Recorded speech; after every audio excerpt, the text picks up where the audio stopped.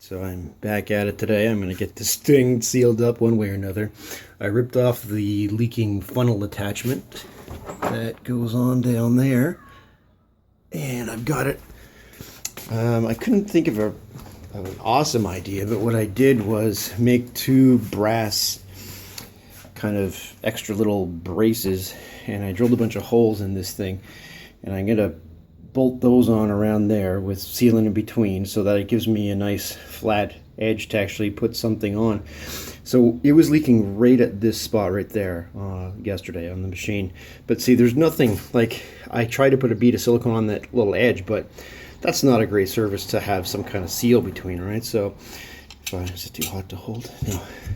So I'm thinking bolt that on like that and make sure it's sealed between nice and tight. And that gives me a nice flat lip all the way around, and I'll put the sealant on there. So that's my plan.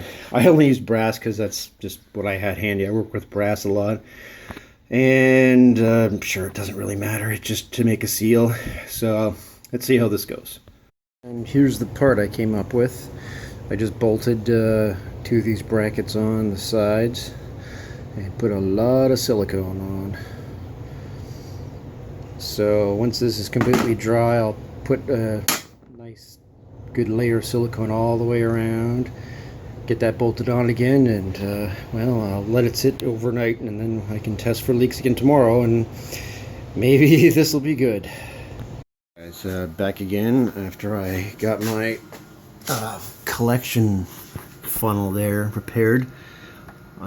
The extra kind of supports on the front and the back worked out pretty good. I put a lot of silicone around there.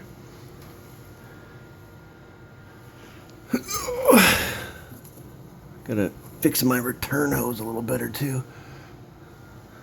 Okay, so now let's go for coolant on.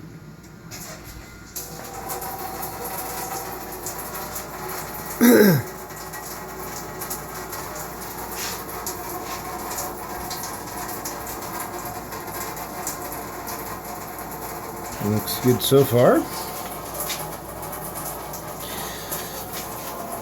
And I can see it running down.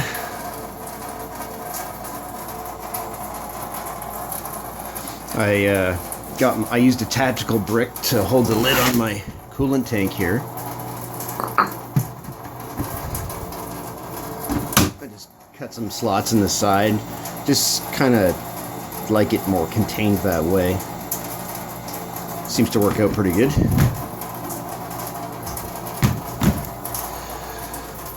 And yeah, I think that fix did the trick. There's nothing coming out.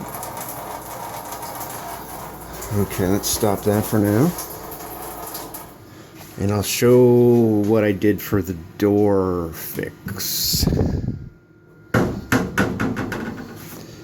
So around both sides and the bottom, I did about 2 inches of 20 thou polycarbonate, and it's nice and rigid. You can cold form it, bend it, you know, any way you need to.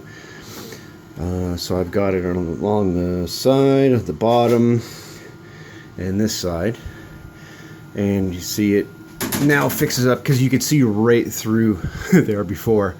So it didn't have much of a chance at stopping coolant, just, you know, using the stock enclosure.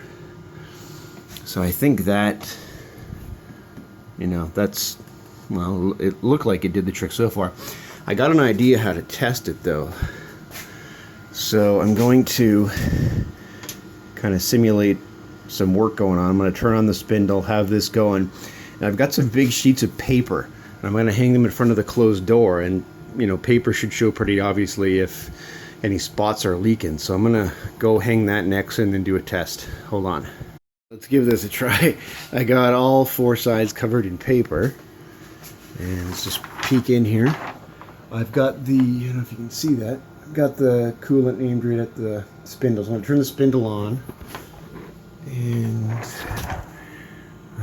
coolant and spindle on. See if we can see it on the side here. Yep, it's running.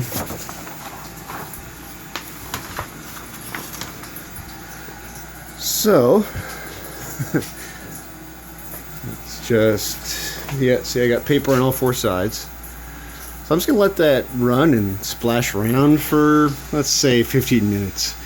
And then I'll come back and check and we'll look and see if there's any leaks or anything of note. Alright? You know, when I used to work in an office, everyone would fight and get, you know, fight over promotions to get a window seat. And now I work in my garage and I've got a pretty good window view here when the garage door's open. Let's go check on. I've let this run for 45 minutes now. And, oh, there's one little spot there, but that was me walking by earlier, shaking a part off, so I know that's not from the machine. And I see absolutely no leaking of anything. Check the floor. Looks dry. No drips from the funnel. I think that's all good news.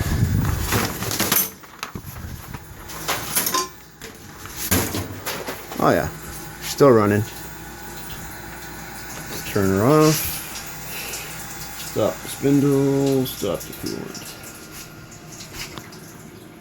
Oh, that's very nice news.